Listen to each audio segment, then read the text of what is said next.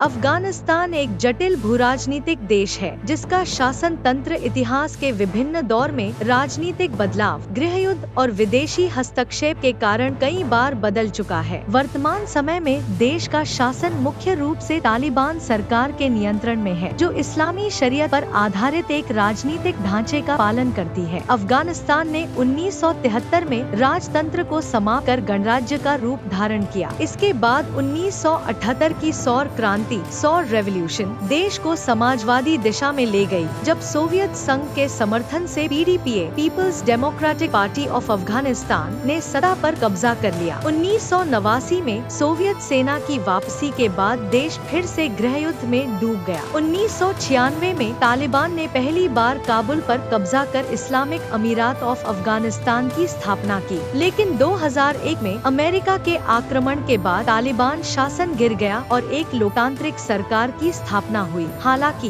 2021 में अमेरिकी सेना की वापसी के बाद तालिबान ने फिर से सत्ता पर नियंत्रण कर लिया और आज देश पुनः एक इस्लामी शरीयत आधारित शासन के अधीन है। 2021 के अगस्त में तालिबान ने इस्लामिक एमिरेट ऑफ अफगानिस्तान के नाम से शासन की शुरुआत की। वर्तमान व्यवस्था में न तो कोई चुनी हुई संसद है, न संविधान और न ही लोकतांत्रिक संस्थाएं। पूरा देश आमिरुल मोमिनीन यानी ईमान वालों के नेता के अधीन चलता है, जो सर्वोच्च धार्मिक और राजनीतिक अधिकार रखते हैं। वर्तमान में हिबतुल्लाह अखुंदजादा इस पद पर हैं। वही देश के सर्वोच्च नेता हैं, जो धार्मिक व्याख्या, नीति निर्धारण और प्रशासनिक निर्णयों की अंतिम स्वीकृति देते हैं। देश की न्याय व्यवस्था इस्लामी शरीयत कानून पर आधारित है। तालिबान पुरुषों और महिलाओं के लिए अलग अलग सामाजिक नियम लागू करते हैं और पश्चिमी शैली की न्याय प्रणाली को समाप्त कर चुके हैं। तालिबान ने एक कार्यकारी मंत्रिमंडल का गठन किया है, जो मुख्यतः तालिबान आंदोलन के लंबे समय से जुड़े कमांडरों और सदस्यों द्वारा संचालित है। मंत्री सीधे अमीरुल मोमिनीन के अधीन काम करते हैं। प्रत्येक प्रांत में एक गवर्नर तालिबान द्वारा नियुक्त और एक सुरक्षा प्रमुख तैनात किया गया है, जो तालिबान की केंद्रीय नेतृत्व की निर्देशानुसार कार्य करते हैं। तालिबान सरकार इस्लामी शरीयत की कड़ी व्याख्या लागू कर रही है। महिलाओं के शिक्षा के अधिकार सीमित या समाप्त कर दिए गए हैं। महिलाओं की नौकरी में भागीदारी लगभग बंद है। मीडिया पर कड़ा नियंत्रण और सेंसरशिप लागू है। आपराधिक मामलों में शरीयत आधारित दंड जैसे कोड़े मारना और मृत्युदंड लागू किए जा रहे हैं। वर्तमान में किसी भी देश ने आधिकारिक तौर पर तालिबान सरकार की वैधता को मान्यता नहीं दी है। हालांकि चीन, रूस, पाकिस्तान, कतर और ईरान ये देश सीमित कूटनीतिक संबंध बनाए हुए हैं। संयुक्त राष्ट्र (UN) ने अभी भी अफगानिस्तान की सीट पूर्ववर्ती लोकतांत्रिक सरकार के प्रतिनिधि के पास रखी है। अफगानिस्तान की वर्तमान शासन प्रणाली एक तानाशाही और धार्मिक आधारित शासन है, जिसमें जनता को वोट देने का अधिकार नहीं है। नीतियाँ धार्मिक व्याख्या पर आधारित होती हैं और प्रशासनिक ढांचा सैन्य धार्मिक नेतृत्व के अधीन संचालित होता है।